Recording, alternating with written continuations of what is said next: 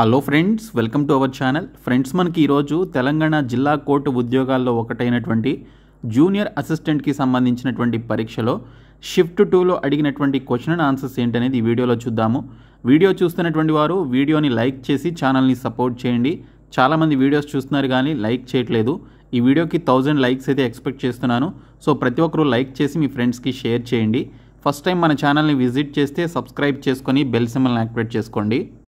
డీటెయిల్స్లోకి వెళ్లే ముందు తెలంగాణ కోర్టు ఉద్యోగాలకి ప్రిపేర్ అవుతున్నటువంటి అభ్యర్థులు రిమైనింగ్ డేస్లో మంచిగా ప్రిపేర్ అయ్యి మంచి మార్కులు తెచ్చుకునే విధంగా ఈ 5 కోర్సెస్ని అయితే మేము మీకు ఆఫర్ చేస్తున్నాము. ఈ మెగా కోర్స్ మీరు తీసుకున్నట్లయితే ఈ ఒక్క కోర్సులోనే ఈ కోర్సెస్ అన్నీ కూడా యాడ్ చేయడం జరిగిందండి. మీరు ఇంకా సపరేట్గా ఈ కోర్సెస్ తీసుకోవాల్సిన అవసరం లేదు. ఈ మెగా కోర్స్ తీసుకున్నటువంటి వారు ఇందులో మీకు తెలుగు మీడియంలో ఉన్నటువంటి వీడియో క్లాసెస్ ఉంటాయి.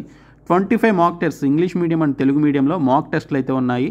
అలాగే ఇంగ్లీష్ మెగా టెస్ట్ సిరీస్ కూడా ఇందులోనే యాడ్ చేయడం జరిగింది. మీరు సపరేట్గా తీసుకుంటే 99 రూపీస్ సపరేట్గా పే చేయాలి, కానీ ఇందులోనే ఈరోజు యాడ్ చేయడం జరిగింది. అలాగే కంప్యూటర్ నాలెడ్జ్కి సంబంధించినటువంటి కోర్స్ కూడా ఇందులోనే యాడ్ చేశాము. అలాగే 30,000 ప్లస్ బిట్స్ ఉన్నటువంటి జీకే అండ్ ఇంగ్లీష్కి సంబంధించిన పీడిఎఫ్ కోర్స్ కూడా ఇందులోనే యాడ్ చేశాము. కాబట్టి మీరు ఈ ఒక్క కోర్స్ తీసుకుంటే చాలు, మీకు అన్నీ కూడా యాక్సెస్ అవుతాయి. లేదు మీకు సపరేట్గా కావాలి అనుకుంటే ఇంగ్లీష్ మెగా టెస్ట్ సిరీస్ 99 రూపీస్కి అందిస్తున్నాం. 25 మాక్ టెస్ట్లు 199 రూపీస్కి అందిస్తున్నాం. పీడిఎఫ్ కోర్సు 199 రూపీస్కి అందిస్తున్నాం. ఇందులో మీకు 30,000 ప్లస్ బిట్స్ ఉన్నటువంటి పీడిఎఫ్స్ ఉంటాయి. అలాగే ఇంగ్లీష్ అండ్ తెలుగు మీడియంలో ఈ బిట్స్ అన్నీ కూడా ఉంటాయన్నమాట, జీకే అండ్ ఇంగ్లీష్కి సంబంధించి. అలాగే మీకు స్టాటిక్ జీకే కరెంట్ అఫైర్స్ కూడా ఇందులోనే ఉంటాయి. ఇంకా కంప్యూటర్ నాలెడ్జ్కి సంబంధించి 49 రూపీస్కి ఈ కోర్స్ అయితే అందిస్తున్నాము. సో ఇక్కడ చూసుకుంటే mega course, PDF course, computer knowledge course, ఇక్కడ టీఎస్ ఎగ్జామ్స్ అనేటువంటి ఈ బాక్స్లో ఉంటుంది యాప్ హోమ్ పేజ్లో. ఇంకా English test series 25 mock test వచ్చేసి టెస్ట్ సిరీస్ అనేటువంటి పర్టికులర్ బాక్స్లో అయితే ఉంటుంది. సో మీరు యాప్ని డౌన్లోడ్ చేసుకొని మీరు హోమ్ పేజ్లోకి వచ్చినట్లయితే ఈ 2 బాక్స్లు ఓపెన్ చేసి మీరు ఈ కోర్సెస్ అయితే తీసుకోండి. సో డిస్క్రిప్షన్లో యాప్ లింక్ ఉంటుంది, చూడండి. సెకండ్ షిఫ్ట్కి సంబంధించినటువంటి జూనియర్ అసిస్టెంట్ యొక్క క్వశ్చన్ అండ్ ఆన్సర్స్కి సంబంధించినటువంటి బిట్స్ అయితే చూద్దాము.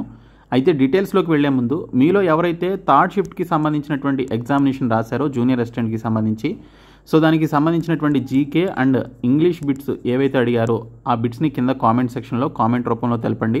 సో దట్ దానిపైన కూడా నేను మీకు డీటెయిల్ వీడియో అయితే చేస్తాను. సో ప్రతి ఒక్కరు కింద కామెంట్ సెక్షన్లో కామెంట్ చేయండి. ఇంగ్లీష్ జీకే రెండింటి గురించి కూడా మెన్షన్ చేయండి. సో ఫస్ట్ క్వశ్చన్ వచ్చేసి జయ జయ హే తెలంగాణ పాట రచయిత ఎవరు అని చెప్పేసి అడిగారు. సో ఈ పాట రచయిత అందేశ్రీ గారు. సో అందేశ్రీ గారు ఈ జయ జయ హే తెలంగాణ పాట రాయడం జరిగింది.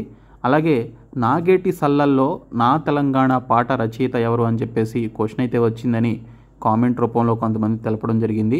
సో సిద్ధారెడ్డి ఈ యొక్క పాటనైతే రాయడం జరిగింది. నెక్స్ట్ క్వశ్చన్ తెలంగాణ భాషా దినోత్సవం ఎప్పుడు జరుపుకుంటారని చెప్పేసి ఇచ్చారు. సెప్టెంబర్ 9న తెలంగాణ భాషా దినోత్సవం జరుపుకుంటారు.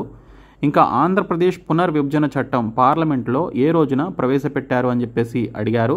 సో ఇది చూసుకుంటే మనకి వికీపీడియాలో సో పార్లమెంట్లో ఇంట్రడ్యూస్ చేసినటువంటి డేట్ వచ్చేసి ఇక్కడ మనకి 18th ఫిబ్రవరి 2014 అని చెప్పేసి ఉందండి.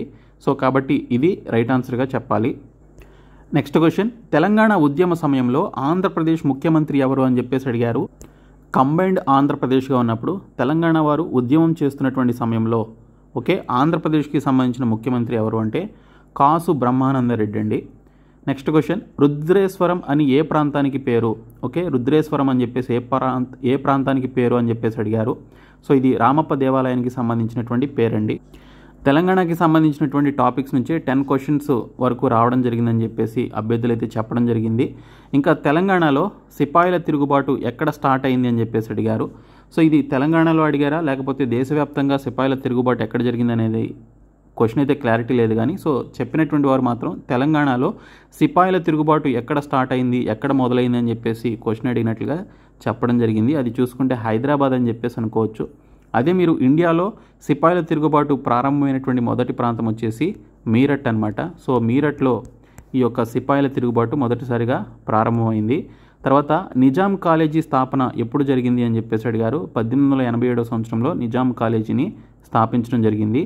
ఇంకా నిజాం కాలేజీ పాత పేరు ఏమిటి అంటే మిర్సారాయ్ అనేది ఈ యొక్క నిజాం కాలేజీకి సంబంధించిన పాత పేరు.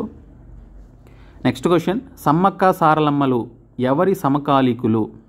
సమ్మక్క సారలమ్మలు ఎవరి సమకాలీకులు అంటే కాకతీయ రాజుల కాలానికి సంబంధించినటువంటి సమకాలీకులు వారు.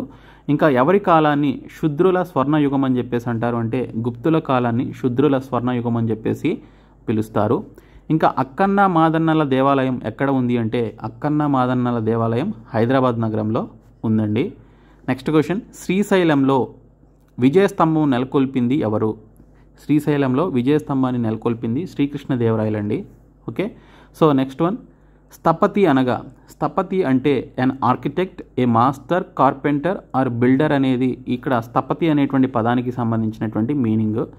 నెక్స్ట్ వన్, తెలంగాణలో ప్రవహించని నది ఏది? తెలంగాణలో ప్రవహించని నది ఏది అని చెప్పేసి అడిగారు. ఇచ్చినటువంటి 4 ఆప్షన్స్ని బట్టి మీరు ఆన్సర్ అయితే చేయాలి. ఇంకా జాయిన్ ఇండియా ఉద్యమంలో పాల్గొన్నటువంటి సంస్థ ఏది అని చెప్పేసి ఒక క్వశ్చన్ అయితే వచ్చింది. సో దీని యొక్క ఆన్సర్ ఏంటనేది కింద కామెంట్లో తెలపండి. ఇంకా అసఫ్జా పేరు ఏమిటి అని చెప్పేసి కూడా అడిగారు. సో దీని పేరు కూడా మీరు కామెంట్లో తెలపండి. నెక్స్ట్ వన్, ఆంధ్ర ప్రగతి గ్రామీణ బ్యాంకు ఏర్పాటు చేసింది. ఒకవేళ ఆంధ్ర ప్రగతి బ్యాంక్ అయితే సో దానికి సంబంధించిన నాకు ఆన్సర్ అయితే కనిపించలేదు. సో ఇది ఇఫ్ ఇన్ కేస్ ఆంధ్ర ప్రగతి గ్రామీణ బ్యాంక్ గురించి అడిగినట్లయితే సో ఇది 1 జూన్ 2006 అనమాట. ఓకే, 1 జూన్ 2006లో సో దీనికి సంబంధించి ఆంధ్ర ప్రగతి గ్రామీణ బ్యాంక్ని ఏర్పాటు చేశారు. నెక్స్ట్ క్వశ్చన్, మొదటి ముస్లిం యూనివర్సిటీ ఏమిటి అని చెప్పేసి అడిగారండి. మొదటి ముస్లిం యూనివర్సిటీ ఆలియా యూనివర్సిటీ 1780వ సంవత్సరంలో ఈ యొక్క యూనివర్సిటీని స్థాపించడం జరిగింది. ఓల్డెస్ట్ యూనివర్సిటీస్లో ఇది టాప్లో ఉంటుందన్నమాట. నెక్స్ట్ క్వశ్చన్, ఒగ్గు కథలు చెప్పడంలో ముఖ్య వ్యక్తి ఎవరు అంటే మిద్దె రాములు లేదా చుక్కా సత్తయ్య అని చెప్పేసి పిలుస్తారు. ఓకే, ఒగ్గు కథలు చెప్పడంలో ముఖ్య వ్యక్తి మిద్దె రాములు లేదా చుక్కా సత్తయ్య అనేటువంటి ఆయన్ని ఒగ్గు కథలు చెప్పడంలో ముఖ్య వ్యక్తి అని చెప్పేసి అంటారు. నెక్స్ట్ క్వశ్చన్, సంగీతం ఏ వేద కాలానికి చెందింది అంటే సామవేదానికి సంబంధించింది. ఓకే, సామవేద కాలానికి చెందిందే ఈ సంగీతం. నెక్స్ట్ వన్, బెంగాల్ విభజన ఎప్పుడు చేశారు అంటే 1905వ సంవత్సరంలో బెంగాల్ విభజన అయితే చేయడం జరిగింది. ఇంకా భారత స్వాతంత్ర సమయంలో యూకే బ్రిటిష్ ప్రధానమంత్రి ఎవరు అని చెప్పేసి అడిగారు. సో ఇది క్లెమెంట్ అట్లీ అనేటువంటి అతను భారత స్వాతంత్ర సమయంలో యూకే లేదా బ్రిటిష్ ఆ దేశానికి సంబంధించి ప్రధానమంత్రి క్లెమెంట్ అట్లీ అండి. నెక్స్ట్ క్వశ్చన్, మొదటి భారతీయ ఆర్బీఐ గవర్నర్ ఎవరు అంటే సర్ సిడి దేశ్ముఖ్ అనమాట.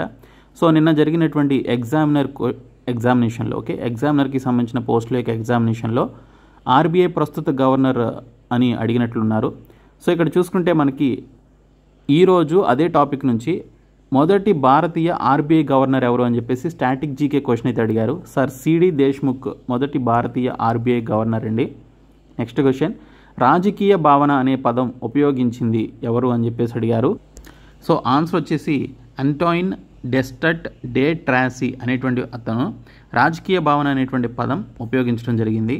నెక్స్ట్ క్వశ్చన్, అలెగ్జాండర్ ఇండియాపై దండెత్తినటువంటి సంవత్సరం ఏమిటి అని చెప్పేసి అడిగారు. సో అలెగ్జాండర్ ఇన్వేడ్ ఇండియా ఏ ఇయర్ అని చెప్పేసి ఇచ్చారు. 326 BC అండి, 326 BC. నెక్స్ట్ క్వశ్చన్, అర్థశాస్త్రం రాసింది ఎవరు అంటే చాణక్యుడు. సో ఈ క్వశ్చన్ కూడా వచ్చింది.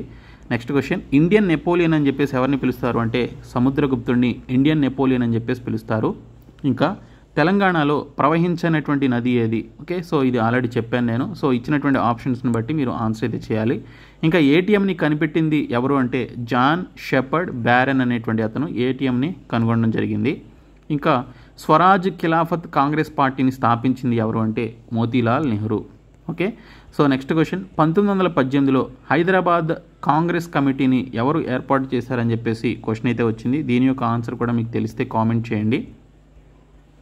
ఇంకా నేపాల్ బోర్డర్ స్టేట్స్ గురించి అడిగారండి. ఓకే, మనకి నేపాల్ ఈ విధంగా ఉంటుంది కదా ఇండియాకి సంబంధించి. సో నేపాల్ ఈ విధంగా ఉంటే పక్కనే సిక్కిం ఉంటుంది, కిందేమో మనకి చూసుకుంటే బీహార్ ఉత్తరప్రదేశ్ ఉంటాయి, అలాగే ఇటు పక్కన చూసుకుంటే ఉత్తరాఖండ్ ఉంటుంది. సో ఉత్తరాఖండ్, బీహార్, ఉత్తరప్రదేశ్, అలాగే ఉత్తరప్రదేశ్, బీహార్, ఆ తర్వాత సిక్కిం స్టేట్స్ మనకి ఇక్కడ, అలాగే వెస్ట్ బెంగాల్ కూడా కొంత టచ్ అవుతుందన్నమాట. సో ఇవన్నీ కూడా కలుపుకుంటే నేపాల్కి సంబంధించినటువంటి బార్డర్ స్టేట్స్ ఇవన్నమాట. సో ఇచ్చినటువంటి ఆప్షన్స్ని బట్టి మీరు ఆన్సర్ అయితే చేయాలి. ఓకే, సో ఈ స్టేట్స్ అయితే గుర్తుపెట్టుకోండి: సిక్కిం, వెస్ట్ బెంగాల్, బీహార్, ఉత్తరప్రదేశ్, ఉత్తరాఖండ్, నేపాల్కి సంబంధించినటువంటి బార్డర్ స్టేట్స్. ఇంకా bread basket of India, okay, bread basket of India అని చెప్పేసి ఏ స్టేట్స్ని పిలుస్తారు అంటే పంజాబ్ అండ్ హర్యానాని బ్రెడ్ బాస్కెట్ ఆఫ్ ఇండియా అని చెప్పేసి పిలుస్తారు. Okay, so next one, barren ద్వీపం ఎక్కడ ఉంది అని చెప్పేసి అడిగారు. ఇది అండమాన్ సముద్రంలో ఉందండి. నెక్స్ట్ క్వశ్చన్ 18వ శతాబ్దంలో లేదా 18th సెంచరీలో ముఖ్యమైనటువంటి చిత్రకారుడు ఎవరు అని చెప్పేసి అడిగారు. సో దీనికి నాకు ఆన్సర్ అయితే కనిపించలేదు. నెక్స్ట్ వన్, న్యాయపాలన అనేటువంటి పదం ఏ శాసనంలో ఉంది అని చెప్పేసి మరొక క్వశ్చన్ అయితే వచ్చింది. సో ఇది క్వశ్చన్ అయితే క్లారిటీ లేదండి, అందుకే నేను ఆన్సర్ అయితే గెట్ బ్యాక్ చేసుకోలేకపోయాను. ఇంకా నెక్స్ట్ క్వశ్చన్ వచ్చేసి సత్యమేవ జయతే అనేటువంటి పదం ఎక్కడి నుండి తీసుకోబడింది? ఇది ముండాక ఉపనిషత్తు నుండి తీసుకోవడం జరిగిందనమాట, సత్యమేవ జయతే అనేటువంటి పదాన్ని. ఓకే, సో నెక్స్ట్ క్వశ్చన్ వచ్చేసి పార్లమెంట్లో ఏ ఆర్టికల్ ద్వారా చట్టాలు చేస్తారు? ఓకే, పార్లమెంట్లో ఏ ఆర్టికల్ ద్వారా చట్టాలు చేస్తారంటే ఆర్టికల్ 246 ప్రకారం చేయడం జరుగుతుంది. ఇంకా అవశేష అధికారం ఏ దేశంలో నుండి గ్రహించారు? అవశేష అధికారం ఏ దేశం నుండి అంటే కెనడా దేశం నుంచి తీసుకోవడం జరిగింది. నెక్స్ట్ వన్, 1948లో వరల్డ్లో ప్రపంచంలో ఏర్పడినటువంటి మొదటి పర్యావరణ సంస్థ ఏది అంటే international union for the protection of nature, IUPN అనేటువంటి సంస్థ 1948లో ప్రపంచంలో ఏర్పడినటువంటి మొదటి పర్యావరణ సంస్థ అన్నమాట.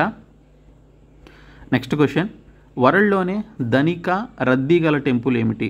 ప్రపంచంలోనే ధనిక మరియు రద్దీ గల టెంపుల్ శ్రీ పద్మనాభస్వామి టెంపుల్ అని చెప్పేసి అంటారు.